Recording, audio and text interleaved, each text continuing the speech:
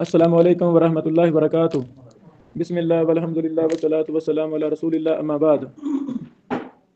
میرے عزیزو، ہر فن میں اللہ تعالیٰ نے ایک ایسا شخص ضرور پیدا کیا ہے جو اپنے فن میں سب سے بڑا امام ہوتا ہے، ایسے ہے کہ نہیں؟ الحمدللہ ہمیں سعادت ہے، ہم قرآن و سنت کے متبع لوگ ہیں، ہم تمام محدثین سے محبت کرنے والے ہیں، ان کے منہج کو، مشن کو لینے والے ہیں اللہ کی رحمت سے۔ جب ہم جرح و تعدیل کے فن کی بات کرتے ہیں تو ایک نام جو سب سے بڑا نام ہے جرح و تعدیل میں، سب سے بڑا، حدیث میں سب سے بڑا امام، جرح و تعدیل میں سب سے بڑا امام، علل میں سب سے بڑا امام، علوم حدیث میں سب سے بڑا امام، تاریخ میں سب سے بڑا امام، غریب الحدیث لغت غریب الحدیث میں سب سے بڑا امام، اصول فقہ میں سب سے بڑا امام، مسائل استنباط کرنے میں، استخراج کرنے میں سب سے بڑا امام، اس کا نام ہے امام بخاری رحمہ اللہ۔ اللہ تعالیٰ نے خاص ملکہ، خاص ذہانت و فطانت، خاص بصیرت اپنے اس برگزیدہ بندے کو عطا فرمائی تھی۔ توجہ کرنا، امام بخاری رحمہ اللہ نے صحیح بخاری لکھی، صحیح بخاری تو الحمدللہ اہل الحدیث نے کما حقہ اصح الکتب بعد کتاب اللہ کی درجہ والی کتاب صحیح بخاری کو لازم پکڑا اور حق ادا کر دیا، اس اعتبار سے کہ جب تک ہماری درسگاہوں میں صحیح بخاری نہیں پڑھی جاتی بچہ فارغ ہوتا نہیں۔ اور اسی طرح ہم نے صحیح مسلم کو لازم پکڑا، اور اسی طرح ہم نے تمام کتب حدیث، تمام سنت کو، حدیث کو 100% لازم پکڑا۔ خواہ دنیا کی کسی بھی کتاب میں صحیح حدیث آ جائے، اہل الحدیث اسے لازم پکڑتا ہے کہ نہیں؟ لازم پکڑتا ہے۔ یہ الجامع الکامل پڑھی، الجامع الکامل۔ جو میرا بھائی چاہتا ہے مجھے علم حدیث میں بصیرت پیدا ہو، اس پر لازم ہے کہ وہ الجامع الکامل کو پڑھنا شروع کر دے۔ اگلے دنوں میں جب ہم کتب حدیث پر تبصرہ کریں گے، وضاحت منہج پر بحث کریں گے، پھر میں الجامع الکامل آپ کو دکھاؤں گا، یعنی کتنی حدیثیں، صحیح حدیثیں شیخ اعظمی صاحب رحمہ اللہ کتب عقیدہ سے لائے ہیں۔ کتب عقیدہ جو سلف صالحین نے باسند کتب عقیدہ لکھی، ہر بات باسند وہاں سے حدیثیں لائے ہیں۔ کتنی صحیح حدیثیں آپ کو الجامع الکامل میں غریب الحدیث کی کتابوں سے ملیں گی، نہیں لگی سمجھے؟ کتنی صحیح حدیثیں آپ کو کتب تواریخ، سبحان اللہ، تاریخ بغداد ہے، تاریخ نیشاپور ہے، تاریخ بہق ہے، تاریخ بخارا ہے، تاریخ دمشق ہے، کتاب تاریخ کی۔ لیکن جب محدثین کے ہاں تاریخ ہوتی ہے تو وہ جرح و تعدیل مراد ہوتی ہے۔ محدثین یعنی مثلا تاریخ دمشق، وہ تمام راوی لائے ہیں جو دمشق میں آئے ہیں، بڑے بڑے حکماء، بڑے بڑے حکمران، بڑے بڑے شاعر، بڑے بڑے روات حدیث جو دمشق میں وارد ہوئے سب لے آئے ہیں، تو جرح و تعدیل بھی ہوا کہ نہ ہوا؟ اس اعتبار سے جرح و تعدیل کی کتابیں، روات حدیث کی وہ کتابیں ہیں۔ اچھا میرے عزیزو، صحیح بخاری پر ہم ایک ایک لفظ پر ہمارے اساتذہ شیوخ ماشاء اللہ بحث کرتے ہیں تو شرح صدر ہو جاتی ہے، الحمدللہ سینے نور سے بھر جاتے ہیں۔ امام بخاری صاحب نے جن اصولوں پر بنیاد رکھ کے صحیح بخاری لکھی، ان اصولوں کو پڑھنا چاہیے کہ نہیں پڑھنا چاہیے؟ کیوں نہیں پڑھتے؟ پڑھنا چاہیے کہ نہیں پڑھنا چاہیے؟ او بھائی جان، امام بخاری رحم اللہ کو لاکھوں حدیث زبانی یاد تھیں، ایک حدیث کی 20 سندیں ہیں، ان 20 سندوں میں سے جو ایک انتخاب کیا امام بخاری صاحب نے، باقی 19 کو چھوڑ دیا ہے۔ وہ منہج کیا تھا؟ وہ منہج کیا تھا؟ وہ منہج جرح و تعدیل تھا، وہ منہج علل تھا، وہ منہج طریق تھا، وہ منہج حدیث تھا۔ صحیح بخاری میں کافی زیادہ ایسی مثالیں ہیں۔ امام بخاری رحمہ اللہ صحیح بخاری میں حدیث لائے ہیں، وہ حدیث مکمل ابو داؤد میں بھی ہے، مسند احمد وغیرہ میں بھی ہے، صحیح بخاری میں بھی ہے، لیکن صحیح بخاری میں صرف ایک جملہ نہیں ہے، ایک جملہ نہیں لائے، باقی سارے لائے ہیں۔ وہ جملہ ابو داؤد میں ہے، وہ جملہ، وہ ٹکڑا، وہ لفظ مسند احمد میں ہے، مصدر کے حاکم میں ہے، صحیح بخاری میں نہیں ہے۔ سمجھا گی بیٹو؟ ایک حدیث ابو داؤد میں ہے، اس میں 3 جملے ہیں، تو صحیح بخاری میں 2 جملے ہیں، ایک جملہ نہیں ہے۔ امام بخاری رحمہ اللہ اس جملے کو کیوں نہیں لائے؟ واضح مسند حمیدی پر اللہ تعالیٰ نے 12-13 سال پہلے مجھے اس کی شرح وغیرہ لکھنے کی توفیق دی، مسند حمیدی۔ اب یہ امام بخاری کے استاد محترم ہیں امام حمیدی رحمہ اللہ، مجھے شوق تھا، میں تقابل کرتا تھا. کتنی حدیثیں مسند حمیدی میں ہیں، صحیح بخاری میں بھی ہیں. امام بخاری رحمہ اللہ ان کو امام حمیدی سے ہی نقل کر رہے ہیں، استاد سے نقل کر رہے ہیں. لیکن جب الفاظ کا سند کا تقابل کرتا تھا، مسند حمیدی میں وہ ٹکڑا ہے، صحیح بخاری میں وہ ٹکڑا نہیں ہے. مسند حمیدی میں کچھ اور لفظ ہیں، یہاں کچھ اور لفظ ہیں. دور نہ جائیں، صحیح بخاری کی پہلی حدیث انما الاعمال بالنیات امام حمیدی سے ہی ہے نا. اچھا ادھر مسلم حدیث پڑھی ہے، وہ بھی پکڑ لیں، صحیح بخاری سے بھی لفظ بلفظ کا تقابل کریں، آپ کو ساری سمجھ لگ جائے گی. اچھا محدثین نے یہاں تک بحثیں کی ہیں، بلکہ شیخ حوینی ابو اسحاق الحوینی مصر والے شیخ البانی رحمہ اللہ کے جلیل القدر شاگردوں میں سے ایک، شیخ البانی رحمہ اللہ سے پوچھا گیا کہ آپ کے بعد کون اس مسند کا اہل ہے، اس فن کا ماہر ہے جس کی ترجمہ کیا جائے؟ تو انہوں نے 3-4 بندوں کے نام لیے، ان میں سے سرفہرست ابو اسحاق الحوینی صاحب. میرے استاد محترم حافظ محمد شریف صاحب حافظ اللہ، انہوں نے اپنے ایک آڈیو میسج میں گروپ کے اندر بھیجا، میں بھی وہاں ہوں. کہتے ہیں میں شیخ حوینی صاحب سے ملا ہوں ایک دفعہ. فرماتے ہیں امام الجرح والتعدیل، کون کہہ رہے ہیں؟ حافظ شریف سے میرے استاد جی. امام الجرح والتعدیل المحدث شیخ ابو اسحاق الحوینی، یہ لفظ بولے، یہاں سے آپ اندازہ لگا لیں. تو ان کی کتابیں، شیخ عبد الرحمن ریاض صاحب اللہ تعالیٰ کو مکمل شفا عطا فرمائے. میں نے خود شیخ صاحب سے پوچھا، شیخ محترم شیخ البانی صاحب تو شیخ البانی صاحب تھے، تو وہ تو وفات پا گئے. اب موجودہ دور میں پوری دنیا میں علم حدیث جرح و تعدیل علم میں سب سے بڑا عالم دین کون ہے؟ تو شیخ زیاد صاحب فرمانے لگے مجھے تو ابو اسحاق الحوینی صاحب لگتے ہیں، مجھے تو ابو اسحاق الحوینی صاحب لگتے ہیں. اور میں نے کہا شیخ صاحب آپ کو کیسے پتا چلا؟ اللہ اکبر، یعنی کیا کون سی کتابیں پڑھی؟ فرمانے لگے کہ میرے پاس ان کی خاص کتابیں نہیں ہیں، لیکن ان کی اکثر کتابیں مفتی شیخ مبشر احمد ربانی صاحب رحمہ اللہ کی لائبریری میں ہیں، تو میں ان سے کتابیں لے کر پڑھتا رہا ہوں. تقریباً میں نے ساری کتابیں پڑھی ہیں شیخ ابو اسحاق الحوینی صاحب کی. وہاں سے مجھے پتا چلا ہے کہ وہ واقعی علم حدیث کے بہت بڑے امام ہیں. تو جب ہم ابو اسحاق الحوینی صاحب رحمہ اللہ کے حالات کے مطالعہ کرتے ہیں، وہاں ایک ایسی کتاب بھی ملتی ہے جو ابھی تک غیر مطبوع ہے کہ شیخ صاحب نے صحیح بخاری کے ان ٹکڑوں پر دراسہ کیا ہے جو امام بخاری صاحب جان بوجھ کر صحیح بخاری میں نہیں لائے. کیوں نہیں لائے؟ پیچھے وجوہات ہیں، علم جرح و تعدیل کی وغیرہ وغیرہ علم کی وجوہات ہیں، کیوں نہیں لائے؟ امام بخاری صاحب کی بڑی سخت شرطیں تھیں. بات اور تو چل رہی ہے. میں کہنا چاہتا ہوں خوش قسمت ہے وہ طالب علم جو جس فن سے طلبہ کو محبت ہو اس فن کے سب سے بڑے جلیل القدر امام کو لازم پکڑ لیں. انشاءاللہ اللہ زندگی دے، اللہ تعالیٰ آپ کے سینوں کو علم جرح و تعدیل سے روشن کر دے گا. تو سب سے بڑے امام ہیں جرح و تعدیل میں، ان کا نام ہے امام بخاری رحمہ اللہ. تو ہم نے امام بخاری رحمہ اللہ کی کہ جرح و تعدیل کو اسی طرح لازم پکڑنا ہے جس طرح ہم نے صحیح بخاری کو لازم پکڑا.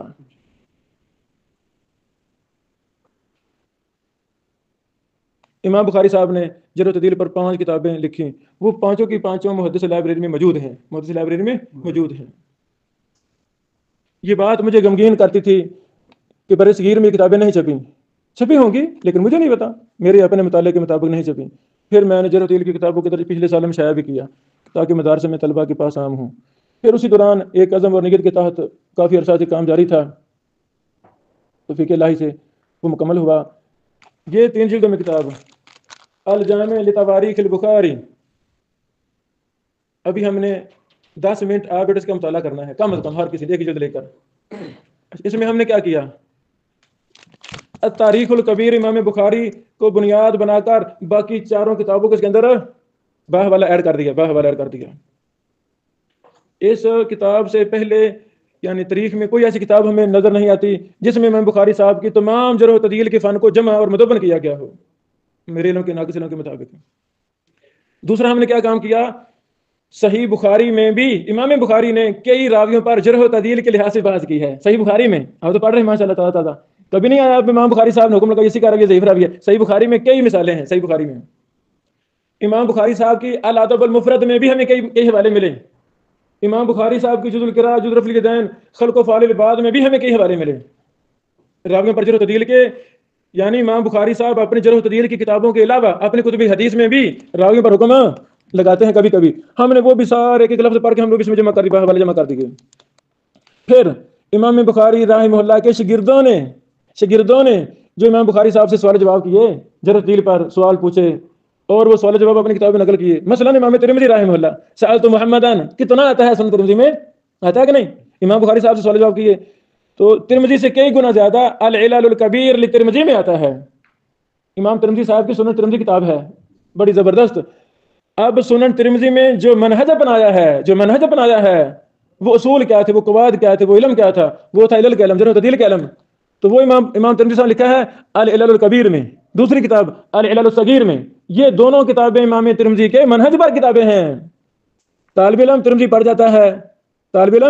پڑھ جاتا ہے اور ترمذی کا منہج جن کتابوں میں امام ترمذی صاحب نے لکھا علل کبیر علل صغیر، وہ طلبہ کو پتہ نہیں ہوتا پتہ نہیں ہوتا.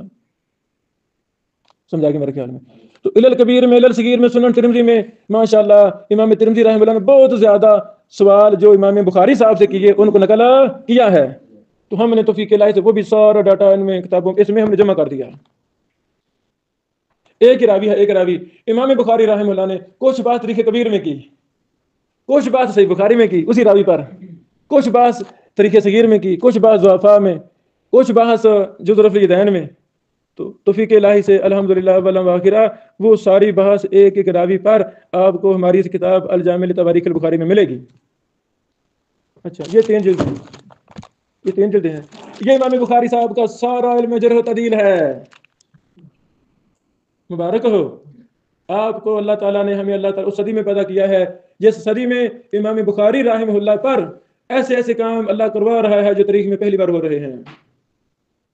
یعنی میرے ناقص علم کے مطابق پوری تاریخ میں ایسے کام یہ نہیں، اور بھی کئی کام ہم نے کیے شائع ہو گئے، آگے بھی لا رہے ہیں ہم، وہ پہلی بار ہو رہے ہیں. تو امام بخاری صاحب کو لازم پکڑنا ہے، تواریخ کو لازم پکڑنا ہے. تو ابھی ہم نا ایک ہی جلد لے لیتے ہیں سارے بھائی، یہ دونوں سے ہمارے پاس ایک میں لایا کہ مکتبہ پہلے تھا، اس کو ہم نے بھی پڑھنا ہے. تو جو ذہن میں سوال آئے گا مجھ سے پوچھیں. 10 منٹ ہم یہ پڑھنا، پھر ہم اگلی کتابوں کی طرف جاتے ہیں انشاءاللہ. بھائیو بسم اللہ والحمدللہ والصلاۃ والسلام علی رسول اللہ اما بعد. یہ میرے سامنے جو کتاب ہے کتاب ثقات لابن حبان، یہ 5 جلدوں میں کتاب ہے، اور بھی طبعات ہیں مختلف طبعات. یہ 5 جلدوں میں کتاب ہے. امام ابن حبان البستی افغانستان میں بڑے محدثین پیدا ہوئے. ایک بست شہر ہے، بست میں بڑے، یہ محدثین کا شہر ہے، روایت حدیث کا شہر ہے بست. تو وہاں ابن حبان رحمہ اللہ پیدا ہوئے. امام ابن حبان امام بخاری کے پوتا شاگرد ہیں. کیسے؟ امام ابن حبان شاگرد ہے ابن خزیمہ صاحب کے، ابن خزیمہ شاگرد ہے امام بخاری صاحب کے. جلیل القدر چوٹی کے محدثین میں سے ایک بہت بڑا نام امام ابن حبان کا ہے. صحیح ابن حبان والے، ثقات ابن حبان والے. تو امام ابن حبان رحمہ اللہ کا اس میں یہ منہج ہے کہ میں ثقہ راوی لاؤں گا. کیا کروں گا؟ ثقہ راوی لاؤں گا. تو اس میں جو راوی ہیں یہ امام ابن حبان کے ہاں ثقہ ہیں، ابن حبان کے ہاں.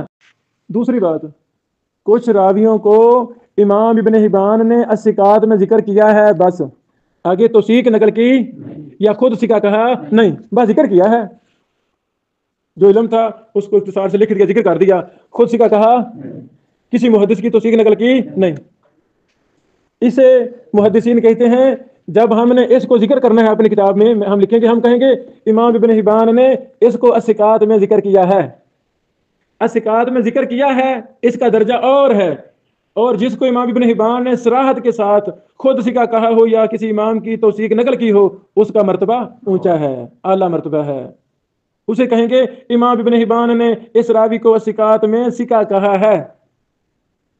ثقہ کہا ہے یہ اور مسئلہ ہے، الثقات میں ذکر کیا ہے یہ اور مسئلہ ہے. واضح؟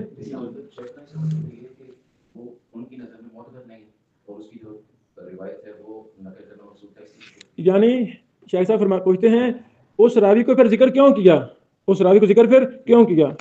یہ جو میں نے اشارہ کیا ہے یہ اس طرف اشارہ ہے کہ امام ابن حبان رحمہ اللہ سے کئی راویوں کو الثقات میں ذکر کرنے سے صاحب ہوا ہے، نرمی برتی ہے.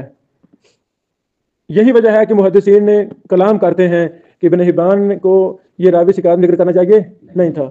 الثقات میں کتنے درجے ہیں راویوں کے، اس پر محدثین نے پوری بحثیں کی ہیں.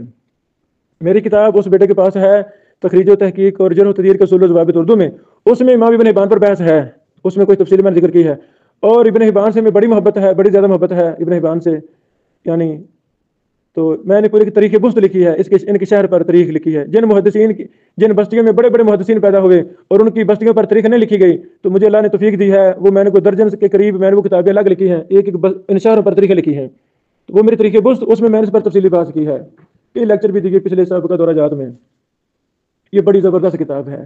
اچھا، یہ ہے اسکات، یہ ہے اسکات، اس میں سکہ راوی امام ابن حبان کے سکہ ہے، بات ختم، واضح، اور یہ بڑی زبردست کتاب ہے، بڑی زبردست۔ ہاں، بعض مجہول راویوں کو بھی امام ابن حبان نے اس میں ذکر کر دیا ہے، بعض مجہول راویوں کو امام ابن حبان نے ذکر اس میں کر دیا ہے۔ اچھا،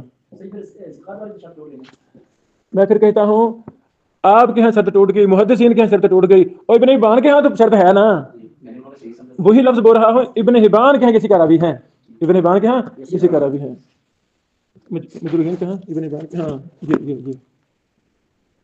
اچھا، یہ ہے کتاب المجروحین من المحدثین لابن حبان، یہ سکہ راویوں پر ابن حبان کی، اور یہ ضعیف راویوں پر امام ابن حبان کی کتاب ہے، اللہ نے محدثین سے راضی ہو جائے۔ پھر وہی بات امام بخاری صاحب والی بات، امام ترمذی والی بات یہاں بھی پھٹاتی ہے، اور صحیح ابن حبان جو حدیث کی کتاب ہے ابن حبان رحمہ اللہ کی، جس اصول پر چلے ہیں، جس منہج پر چلے ہیں، وہ منہج کہاں ہے؟ اسکات اور مجروحین میں، وہ کہاں منہج؟ اسکات اور مجروحین میں۔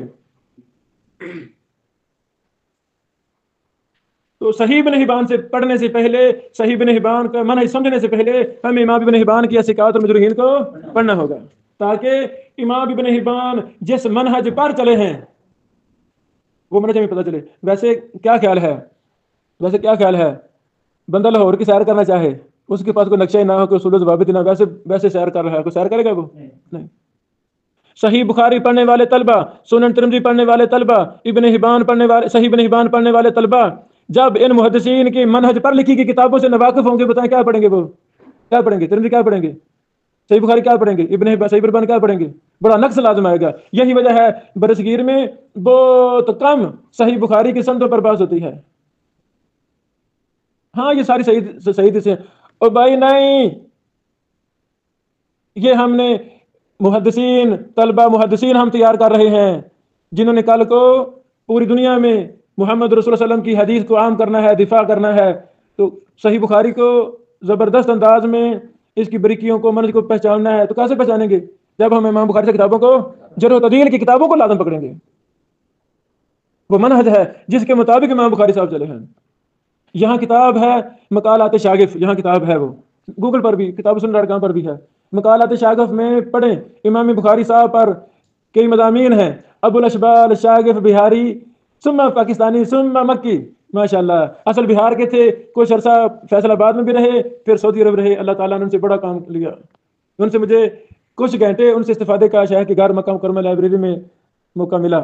شیخ عزیر شمس ماشاءاللہ رحمہ اللہ، وہ بھی ہمارے ساتھ تھے، شیخ ندیم صاحب بندیوار پڑھنے والے وہ بھی ساتھ تھے، سراج منیر صاحب مکہ مکرمہ والے وہ بھی، اس طرح جماعت ہم کٹھے گئے تھے، چھوٹا سا کاد تھا، ابو الاشبال شاغف صاحب، اور بڑے تیز تھے ماشاءاللہ، وفات پا گئے پچھلے سالوں، رحمہ اللہ، مکہ کے بہت بڑے امام اور محدث تھے۔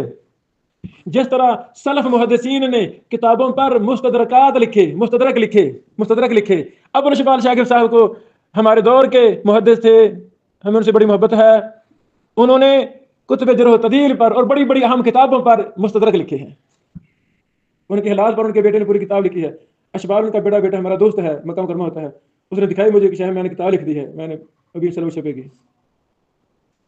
ابو الاشبال شاغف صاحب نے مقالات شاغف میں یہ باتیں لکھی ہیں کہ صحیح بخاری پڑھنے والے طلبہ کو پہلے امام بخاری صاحب کے جزء الفقدان پڑھنی چاہیے اور جزء القراء خلف الامام، یہ دونوں کتابیں پڑھنی، پھر صحیح بخاری پڑھنی چاہیے۔ وجہ یہ لکھی ہے کیونکہ ان دونوں کتابوں میں امام صاحب نے اپنا منہج بیان کیا ہے۔ میں اسی بات کو بنیاد بنا کر کچھ اضافہ کرتا ہوں، ان کتابوں میں بھی منہج بیان کیا ہے، اور تواریخ جرح و تعدیل کی کتابیں منہج سے بری ہوئی ہیں، یہ ساری کتابیں منہج کی کتابیں ہیں۔ بہرحال یہ المجروحین ہے، تقریباً 100 ایسا راوی ہے جو امام ابن حبان اسکات میں بھی لے آئے ہیں، مجروحین میں بھی لے آئے ہیں۔ جب ہم طلبہ تھے، ابھی بھی طلبہ ہیں، مرکز تربیہ میں پڑھ رہے تھے، استاد محترم شیخ ارشاد القصری صاحب حافظ اللہ نے فرمایا امام صاحب ابن حجر وغیرہ وغیرہ تنقید کرتے ہیں جب ابن حبان پر، تو ایک راوی کو ثقات میں بھی لائے ہیں، مجروحین میں بھی لائے ہیں، تو کوئی بیٹا کھڑا ہو اس پر کام نہیں ہوا، کام ہونا چاہیے کہ وہ راوی لا کر دیے جائیں، وہ کون سے راوی ہے تاکہ مزید راستہ کرنا آسان ہو۔ تو اللہ تعالیٰ نے مجھے توفیق دی تھی، میں ہر وہ بات جس کی طرف استاد اشارہ کرتے تھے تو وہ میں بتاتا بھی نہیں تھا، ہفتہ 10 دن رات ایک کر کے وہ کام کر کے وہ رجسٹر دکھاتا، استاد وہ کام ہو گیا ہے۔ اس طرح متعدد کام ہم نے شیخ صاحب کی ایسے کیے، وہ دعائیں دیتے تھے۔ یہ میں نے پورا رسالہ لکھا اس پر۔ پھر اچھا اب اس طرح کیوں ہوا؟ اب اس طرح ہوا، سوال ہے ہوا کیوں؟ اس کے مختلف جواب ہم نے پڑھے مختلف کتابوں میں، تو جنہوں نے بھی جواب لکھے انہوں نے اپنے دلائل براہین سے لکھا، ہم انہیں سے ہی چیزیں لے کر آگے چلتے ہیں۔ تو جب ہم نے اصل یہ کتابیں پڑھی، الثقات پڑھی، مجروحین پڑھی، تو ہمیں حوالہ ملا، ایک حوالہ مل گیا۔ امام ابن حبان نے خود لکھا ہے، بھائیو جس راوی پر مجھے شک تھا کوئی حتمی فیصلہ میں نہیں کر سکا، ان کو میں نے دونوں میں ذکر کر دیا ہے۔ جی میں آپ کو حوالہ بعد میں لکھوا سکتا ہوں، ان کتابوں میں خود لکھا ابن حبان رحمہ اللہ نے۔ اور اسی بات کو ابو اسحاق الحویانی صاحب نے ترجیح دی ہے کہ یہی راجح ہے کہ ایک محدث ثقات پر بھی کتاب لکھ رہا ہے، ضعفاء پر بھی، تو ممکن ہے نا تحقیق نہیں ہے، بے شک ہے، یہ رب سکہ ہے، یہ ضعیف ہے، کیا کرو دونوں میں لکھ دیا، تاکہ جب بعد میں تحقیق ہوگی تو اگر سکہ ہے تو سکہ میں کر دوں گا، ضعفاء سے مٹا دوں گا، پھر بعد میں ایسا وقت نہ ملا، اللہ کے پاس چلے گیا۔ کچھ سمجھ گیا یہ الثقات ہے، یہ مجروحین ہے۔ اس کے علاوہ امام ابن حبان نے صحیح ابن حبان میں بھی راویوں پر جرح و تعدیل کے لحاظ سے حکم لگائے ہیں۔ امام ابن حبان کی اور بھی کتابیں ہیں جو مطبوعہ ہیں، ان کتابوں میں بھی ہمیں حکم ملے ہیں۔ ایک ہمارا کام الجامع لکتب الجرح و تعدیل للامام ابن حبان، وہ بھی ابھی شائع نہیں ہوا، وہ بھی 3 جلدوں میں، اس میں ابن حبان کا سارا جرح و تعدیل، یہ دونوں کتابیں صحیح ابن حبان سے دیگر کتابوں سے جرح و تعدیل، وہ سارا ہم نے اس کو مدون کیا ہے، ابھی اس کو شائع نہیں کیا، اللہ توفیق ہم شائع کریں گے انشاءاللہ۔ اب میں اچھا یہ کتاب سمجھ آ گئی تھوڑی۔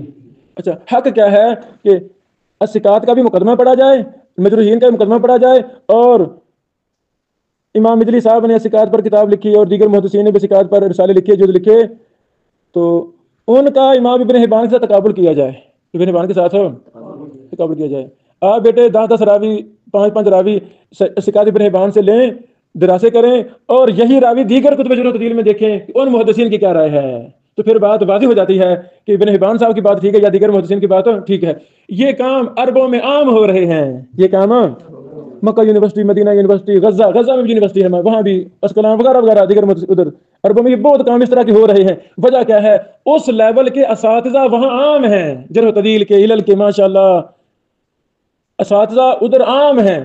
تو جب جس لیول کے اساتذہ عام ہوں گے، طلبہ کو پڑھائیں گے، تو مقالے بھی کتابیں بھی بولو لکھی جائیں گی۔ بہرحال کوئی سمجھ لگی ہے؟ یعنی ابھی ہم الثقات کو پڑھ رہے ہیں، ابھی ہم الثقات کو مجروحین کو پڑھنا، مجروحین کو بھی پڑھنا ہے۔ اللہ اکبر۔ الکامل فی ضعفاء الرجال للامام ابن عدی الجرجانی، مشہور ہو بیٹو، یہ بہت زبردست کتاب ہے ضعیف راویوں پر۔ امام ابن عدی بڑے مشہور معروف محدث، امام ابن عدی بڑے مشہور، یہ ان کی کتاب ہے، یہ بھی ہم پڑھ رہے ہیں۔ اچھا اب ہم چھوٹی کتابوں سے، ابھی دوسری ہماری مدرسہ ہے تو تقریباً کوئی 20-25 کتابوں کا تعارف ہو گیا ہے۔ یہ ہمارا اسلحہ ہے، یہ ہمارے ہتھیار ہیں، یہ حدیث کے طالب علم کا شعار ہیں، یہ حدیث کے طالب علم کا شعار ہیں۔ ایک راوی مثلا سفیان بن عیینہ، حق یہ ہوتا ہے سفیان بن عیینہ کے حالات پر جتنے بھی جرح و تعدیل کی کتابیں ہیں سب کو پڑھا جائے، پھر جا کر طالب علم کو شرح صدر نصیب ہوگی۔ جو بھی اہم بڑے بڑے محدثین بنے تو وہ ایسے ہی بنے، بس ان کا مشغلہ یہی بن گیا، حدیث کی سرچ کر رہے، تخریج کر رہے، تحقیق کر رہے، راویوں پر دراسے کر رہے، ذوق اللہ نے دے دیا، ان کی خوراک جینا مرنا اٹھنا بیٹھنا علم حدیث بن گیا، تو اللہ نے ان سے کام لے لیے۔ یہ جو میں نے کہا سب میں پڑھا جائے، ذہن میں سوال آتا ہے کیا کوئی ایسا نہیں محدث جس نے سارا جرح و تعدیل اکٹھا کر دیا ہو؟ ذہن میں سوال آتا ہے نا، اور کوئی ایسا اللہ کا بندہ جیسے الجامع الکامل ساری صحیح حدیثیں جمع ہو گئیں، اس طرح جرح و تعدیل بھی سارا اکٹھا کر دیا جائے، کسی نے کیا نہیں؟ اللہ اکبر۔ میرے عزیزو، کتنا ہی کام ہمارے سلف نے بعد والوں کے لیے چھوڑا ہے، کتنے کام اللہ تعالیٰ نے سلف سے لیے اور کتنے کام بعد والوں سے لینے اللہ تعالیٰ نے لینے ہیں نا۔ یہ کام بھی آج تک نہیں ہوا، یہ جو کام بھی آج تک نہیں ہوا۔ شیخ اعظمی صاحب رحمہ اللہ، جن کو اللہ تعالیٰ نے سراسر نصیب کی کہ صحیح حدیثوں کا احاطہ کر دیا گیا، شیخ صاحب نے جب میری شیخ سے پہلی ملاقات 2011 میں مدینہ منورہ ہوئی، گھر میں، شیخ کے گھر میں تفصیلی میٹنگ ہوئی، اس دوران شیخ صاحب نے یہ اظہار کیا کہ الجامع الکامل کو مکمل کرنے کے بعد اشاعت کے بعد پھر اللہ تعالیٰ میں زندگی دے، آپ کو بھی میں ادھر بلا لوں مدینہ منورہ میں، آپ کو بھی میں ادھر بلا لوں، پھر ہم مل کر الجامع الکامل فی الروات، الجامع الکامل فی الروات لصیانت الحدیث کے نام سے ہم تمام کتب جرح و تعدیل کو جمع کریں۔ واضح سمجھ لگی؟ کیوں تاکہ ایک محقق کے سامنے ایک راوی پر ما لہو و ما علیہ ساری بحث موجود ہو۔ ایک راوی پر 100 محدث نے جرح و تعدیل کے لحاظ سے حکم لگائے، وہ سارے جمع ہوں۔ ایک راوی سے کہ 500 شاگرد ہیں، وہ سارے جمع ہوں۔ 200 استاد ہیں، سارے جمع ہوں۔ ان سے حکایات، ان کے اقوال واقعات سارے جمع ہوں۔ یہ آج تک جمع ہو سکے نہیں۔ الحمدللہ یہ اللہ تعالیٰ نے آپ سے کام لینا ہے، یہ اللہ تعالیٰ نے مجھ سے کام لینا ہے۔ الحمدللہ اس منصوبے پر بھی ہمارا کافی کام ہو چکا ہے، کافی باقی ہے۔ اللہ زندگی دے، انشاءاللہ اگلے سال میں ہم اس کو بھی جلد وار شائع کرنا شروع کریں گے، یعنی لمبا کام ہے۔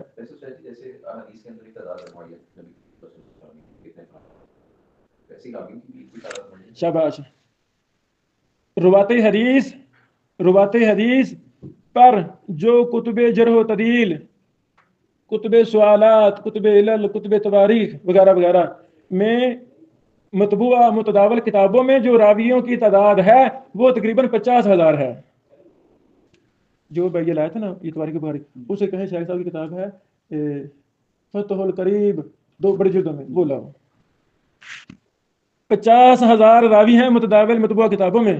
اس پر بھی ہماری 2 جلدوں میں کتاب چھپ چکی ہے فتح القریب کے نام سے، یعنی اس میں 50,000 راوی آن دا ریکارڈ ہم نے جمع کیے ہیں۔ راوی کا نام آگے حکم، آگے رمز اشارہ، یہ راوی جرح و تعدیل کی کس کتاب کا ہے، اس کا جلد اور صفحہ نمبر، جو حکم ملے وہ حکم اس میں موجود ہیں۔ اس کے پیچھے پھر آگے تفصیل ہے، وہ ہم نے مقدمہ میں لکھی ہے، ساری تفصیل مقدمہ میں لکھی ہے۔ تقریباً 50,000 راوی ہیں جو متداول مطبوعہ جرح و تعدیل کی کتابوں میں موجود ہیں۔ ہم اس طرف سے یہ ذوفار سمجھ لاگی ہے، تقریباً ہے سمجھ لاگی ہے۔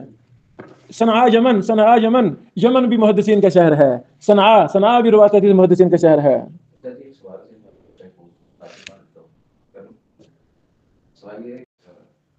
ہمارے پاس یہ کتب آ گئی، مکتبے آ گئے، شاید شدہ کہیں بولنا نا کہ معروضی حالات ایسے بنتے ہیں کہ ٹیکنالوجی یہ چیزیں نہیں رہتی، تو پھر یہ اسناد کا علم، یہ روایات کا علم، اور یہ پھر کیسے ثابت کیا جائے؟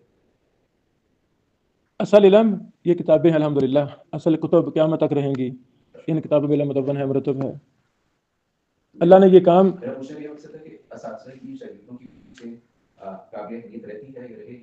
رہے گی انشاءاللہ، اور یہ اللہ تعالیٰ نے اپنے ان مبارک فنون کو زندہ رکھنا ہے الحمدللہ۔ ہر دور میں یہ کام ہوئے ہیں، ان کی پاسبانی کرنے والے بندے اللہ نے پیدا کیے ہیں، جن کا مرنا جینا یہی تھا۔ تو تاریخ یعنی یہ ایک الگ موضوع ہے، کبھی مجھے یاد کرانا کہ جرح و تعدیل پر تاریخ میں وہ کام جو پہلی بار ہوئے ہیں، پہلی بار ہو رہے ہیں، اور ایک لمبی داستان ہے، ایک لمبی داستان ہے۔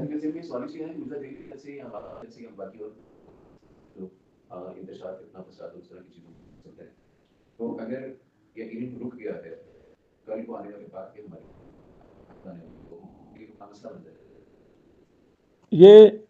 یہ وہ غم ہے، وہ دکھ ہے جو اللہ تعالیٰ نے محدثین کو عطا فرمایا ہوتا ہے، اس لیے کوئی ان کو مانے نہ مانے وہ اس علم کی آبیاری کرتے رہتے ہیں۔ مثلا برصغیر دیکھ لیں، برصغیر امام ناصر الدین البانی رحمہ اللہ، جہاں ہم بیٹھے ہیں یہ محدث لائبریری، یہ جامعہ لاہور اسلامیہ، یہ لمبے چوڑے پروسیجر، یہ یونیورسٹیاں، یہ ادارے، یہ سارے حسنات من حسنات الامام الالبانی ہیں۔ ان کے پیچھے بھی شیخ البانی صاحب کی محنت ہے، جد و جہد ہے۔ شیخ عبد الرحمن مدنی استاد محترم حافظ اللہ و شفا، اللہ تعالیٰ شفا عطا فرمائے، تو یہ شیخ البانی صاحب کے شاگردوں میں سے ہیں، نہیں لگی سمجھے؟ کہ جتنے بھی ادارے ہیں، سسٹم ہے ماشاءاللہ، جامعہ رحمانیہ کے شاگردوں نے کتنے ادارے بنا لیے، اللہ کے رحمت، بڑے بڑے ادارے، تو یہ شیخ البانی صاحب کی حسنات ہی ہیں۔ اچھا، شیخ البانی صاحب خود فرمایا کرتے تھے ان حسنات من حسنات علماء الہند، کہ میں ہندوستان کے محدثین کی نیکیوں میں سے ایک نیکی ہوں۔ اس جملے پر ایک مجلس میں بحث ہونی شروع ہو گئی، میں بھی وہاں موجود تھا، بڑے شیوخ تھے، میں بھی وہاں موجود تھا، بحث ہو رہی، کہ شیخ البانی صاحب نے بظاہر ہندوستان کے کسی عالم سے پڑھا نہ ادھر آئے ہیں نہ پڑھ، تو یہ کیوں کہا؟ وہ بات کرتے کرتے اس نتیجے پر پہنچے کہ شیخ البانی رحمہ اللہ کو جو رخ ملا جرح و تعدیل کا رخ ملا، یعنی تخصص ہونا شروع ہوا، جرت اللہ نے پیدا کی اس فن میں، علم حدیث میں، تو وہ ہند کے محدثین کی کتابوں سے متاثر ہوئے تھے۔ اون المعبود، بدل المجہود، یہ ہمارے غایت المقصود، شمس الحق بس کتاب غایت المقصود، اصل بدل کی شرح، اون المعبود ان کی، پھر تحفۃ اللفظ مبارک بری صاحب رحمہ اللہ کی، ان کتابوں سے متاثر ہو کر جرح و تعدیل انہوں نے یہ پڑھا چیزیں، مولوی یمانی صاحب کی تنقیل وغیرہ پڑھی، دیگر محدثین کی، اس سے شیخ البانی صاحب کو جرت اللہ تعالیٰ نے دی کہ یہ کام ہونا چاہیے، پھر اس طرف آ گئے۔ اور بھی کی وجوہات، یعنی یہ اللہ کا علم ہے۔ فن تجوید برصغیر میں تھا ہی نہیں، قرات تھا ہی نہیں، اس کی تاریخ ابھی تھوڑی دیر پہلے شروع ہوتی ہے، تو ماشاء اللہ اب قراء کی لینے ہیں۔ پاکستان میں جرح و تعدیل کا فن بہت بڑا نام، جن سے یہ کام شروع ہوا، تو وہ حافظ محمد گوندلوی صاحب رحمہ اللہ جرح و تعدیل کے امام تھے، بدیع الدین شراحتی صاحب سندھی جرح و تعدیل کے امام تھے، محب اللہ شراحتی صاحب سندھی، دونوں بھائی سگے، جرح و تعدیل کے امام تھے۔ ان کے دادا جان رشد اللہ شراحتی جرح و تعدیل کے امام تھے، بڑی کتابیں لکھی انہوں نے۔ رشد اللہ شراحتی صاحب وہ میاں نذیر حسین دہلوی صاحب کے شاگرد تھے۔ فیض الرحمان سوری صاحب اچ شریف والے، جلال پور والے، وہ جرح و تعدیل کے امام تھے۔ ان بزرگوں سے استفادہ کیا ہمارے استاد مشایخ ارشاد القصری صاحب نے، جرح و تعدیل کے امام ہیں۔ انہی بزرگوں سے فائدہ لیا شیخ زبیر لذیذ صاحب نے، ہمارے استاد محترم نے، جرح و تعدیل کے امام ہیں۔ سمجھ لگی؟ اب شیخ زبیر صاحب، شیخ قصری صاحب، وہ فیض الرحمان سوری صاحب جلال پور کے شیوخ، وہاں سے ایک یعنی ماشاءاللہ ایک بڑی زیادہ جماعتیں تیار ہوئیں الحمدللہ۔ اب یہ آپ نہیں کہہ سکتے کہ علم حدیث جرح و تعدیل علم وغیرہ کو جاننے والے کوئی بھی نہیں ہے، یہ کوئی کہہ سکتا نہیں۔ ہم نے بھی اپنے بڑے شیوخ سے اساتذہ سے استفادہ کیا، اس طرح چھوڑ آتے رہتے ہیں، ان سے بڑا فائدہ ہمیں تو فائدہ ہو رہا ہے، طلبہ کو فائدہ ہو رہا ہے۔ بہرحال صنعاء پر میں بات کر رہا تھا، صنعاء میں ایک زندہ محدث ہیں دکتور شادی، ان کا نام شادی ہے۔ اب تک جو 25-26 ضعیف راویوں پر مختلف کتابیں تھیں، ضعیف راویوں پر کچھ اکثر مطبوعہ، 2-3 غیر مطبوعہ، انہوں نے ان سب کو اکٹھا کر دیا ہے الجامع لکتب الضعفاء والکذابین والمتروکین کے نام سے۔ وہ 15-16 جلد میں کتاب میرے پاس ہے گھر میں لاؤں گا انشاءاللہ جلدی، ادھر بھی شاید ہوگی، سمجھا کہ کتنے 29 کتابیں، ہاں یہ میں لکھا ہے اپنی کتاب میں، وہاں سے پڑھا نا، 29 کتابیں۔ بہرحال یہ ہے ضعفاء متروکین کتاب ابن جوزی کی، ابن جوزی البغدادی ابن جوزی کی۔ اب میں چاہتا ہوں سارے میرے بھائی ایک جلد لے لیں کتابوں کی اور پڑھیں، دل لگا کے پڑھیں، سمجھیں، جہاں سمجھ نہ لگے مجھ سے جرح و تعدیل کی اصل جو کتابیں ہیں اس میں آپ کو جرح و تعدیل کے اقوال بھی بات سمجھ ملیں گے۔ امام بخاری صاحب کی تواریخ دیکھ لیں، ہر بات باسند، ہر بات۔ ضعفاء ابن عدی دیکھ لیں، ہر بات باسند۔ اب ضعفاء پر کتاب ہے ابن عدی رحمہ اللہ کی، مثلا وہ راوی کے حالات لکھتے ہیں، ساتھ پر بیٹھے بھی لاتے ہیں۔ مسئلہ سمجھو، اللہ تعالیٰ نے ان محدثین کو یہ درک دیا تھا، وہ راوی کی روایتوں سے بھی جان لیتے تھے یہ راوی کتنے پانی کا ہے۔ سمجھ لگی نا؟ یعنی ایک راوی کو ایک محدث ضعیف کہتا ہے، ضعیف کیوں کہہ رہا ہے؟ اس محدث کے پاس محدثین کے اقوال ہیں، اپنی تحقیق ہے، اور اس کی روایتوں میں گڑبڑیشن ہے، وہ محدث نے پکڑی ہے، جس میں روایت کچھ ہے، روایت کس طرح کر رہا ہے یہ بھائیو؟ ایک مولوی صاحب کی پڑھا لکھا بندہ 5-10 تقریریں سنے، پتہ چل نہیں جاتا بھی کیا یہ کر رہا ہوں، کہاں مار رہا ہے، کہاں سے کر رہا ہے، پتہ چل جاتا ہے۔ ایسے کسی مصنف کی کتابیں 2-4 پڑھنے سے پتہ نہیں چلتا کہ کس لیول کا بندہ ہے، درس تقریر سننے سے کس لیول کا بندہ ہے۔ میرے شاگرد نے مجھے یہ بات بتائی، کافی پرانی ہے، ایک شیخ نے باتوں میں آپ کا میں نے ذکر کیا ابن بشیر کا، تو اس نے بات کرنی ایسے شروع کر دی، برا بلا کہنا شروع کر دیا مجھے۔ اچھا، وہ میرا شاگرد کہتا ہے میں نے نہیں بتایا تھا میں ابن بشیر کا شاگرد ہوں، میں نے بتایا کہ جب انہوں نے غصہ نکال لیا، میں نے پھر پوچھا شیخ محترم آپ نے ابن بشیر کی کوئی کتاب پڑھی ہے؟ کہتے نہیں میں نے بس کتاب نہیں پڑھی، ان کی مضامین رسالوں وغیرہ میں آتے رہتے، کوئی پڑھا؟ کہتے میں نے نہیں پڑھا۔ ان کے سینکڑوں دروس ہیں، لیکچر ہیں یوٹیوب پر، کوئی لیکچر سنا ہو؟ ہاں نہیں میں نے نہیں سنا۔ وہ کہتے شیخ صاحب آپ نے کچھ نہ کتاب پڑھی، پھر ایسی باتیں کیوں کر رہے ہیں؟ نہیں لگی سمجھ؟ تو بھائی اس بچے نے مجھ سے بخاری پڑھی تھی، اس طالب علم لاہور کا ہی ہے، اس نے کہا استاد جی میں ابن بشیر کا شاگرد، میں نے بخاری پڑھی ہے۔ مجھ سے پوچھے وہ کون بندہ ہے؟ آپ اگر ان کو ملیں اس درویش بندے کو تو آپ بھی ان کے مرید بن جائیں۔ یعنی ایسی سنی سنائی باتوں کے پیچھے لا کر آپ ان کو برا بلا کر رہے ہیں اس طرح۔ یعنی ہم فوت ہونے والے ہیں، سارے فوت ہونے والے ہیں، تو قیامت کو حساب ہونا یا دنیا میں بھی حساب جاتا ہے، پتہ کہ نہیں؟ اس لیے ہم اپنے اندر پختگی پیدا کریں۔ ریزا کی جس نے ٹینشن لی وہ دنیا بھی تباہ آخرت بھی تباہ کی ہو جائے، اس کی ٹینشن لینی نہیں، بھائی اللہ کی باتیں ہیں، اللہ کی باتیں ہیں رزق کی، ہم نے دین کی خدمت کرنی ہے، قرآن حدیث کی خدمت کرنی ہے تاکہ ہم سرخرو ہو جائیں. دنیا کا کیا، یہ تو روزانہ ہم کتنا کھاتے ہیں.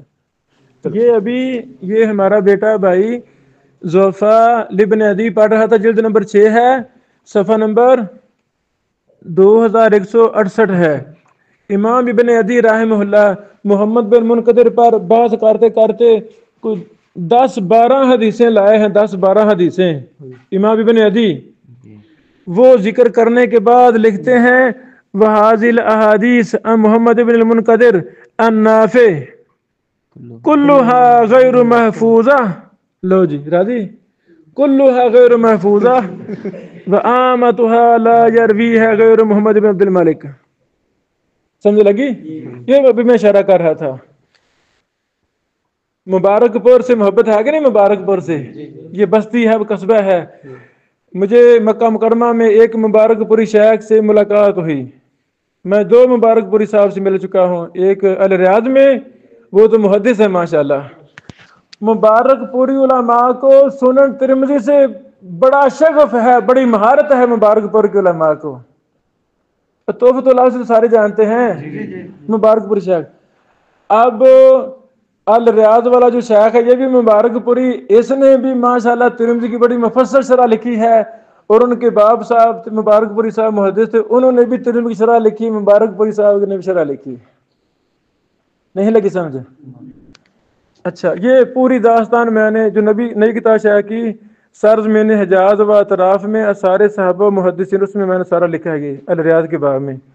یہ جو بھی مسئلہ ہے، ابھی مسئلہ یہ مجھے یاد آ گیا، شیخ عمر فاروق مبارک پوری، شیخ عمر فاروق مبارک پوری یہ مکہ میں PhD کر رہے ہیں. میری ان سے ملاقات ہوئی تو میں نے پوچھا کیا مقالہ لکھ رہے ہیں، تو انہوں نے مجھے کہا کہ میں ضعفاء ابن عدی میں جو امام ابن عدی احادیث کو لاتے ہیں، علل بیان کرتے ہیں، میں ان پر دراسہ کر رہا ہوں. یعنی یہی وجوہات بیان کر رہا ہوں کہ ضعفاء میں کیوں روایتیں لائے ہیں. سمجھا گی؟ تو ایک مثال ابھی سامنے بھی آ گئی. تو جب ایک راوی کی 10 روایتیں محدث کے پاس 10 کی 10 ہی ضعیف ہوں تو کیا پھر ان کو سونے کا تمغہ نام دینا چاہیے گی؟ محدثین وہ ابھی یعنی وہ حدیثوں کو دیکھ کر بھی پہچان جاتے تھے بھی اس کی روایتیں ضعیف ہیں، تو یہ راوی اسی وجہ سے ضعیف ہیں. یہ میرے ہاتھ میں تاریخ اصبہان ہے ماشاءاللہ، تاریخ اصبہان. یعنی اصبہان میں جو محدثین تھے، جو صحابہ کرام یہاں وارد ہوئے، رواتیں تھی، تابعین تبع تابعین محدثین، یہ ان پر یہ کتاب ہے. تو حقیقت میں یہ بھی جرح و تعدیل کی کتاب ہے، اس کو بھی پڑھنا شروع کریں. اس میں آپ کو کئی اقوال ملیں گے، راویوں پر بحث ملے گی اس میں بھی. اس طرح طریق کی جتنے بھی کتابیں ہیں جو محدثین نے لکھی ہیں وہ جرح و تعدیل پر کتابیں ہیں تقریباً.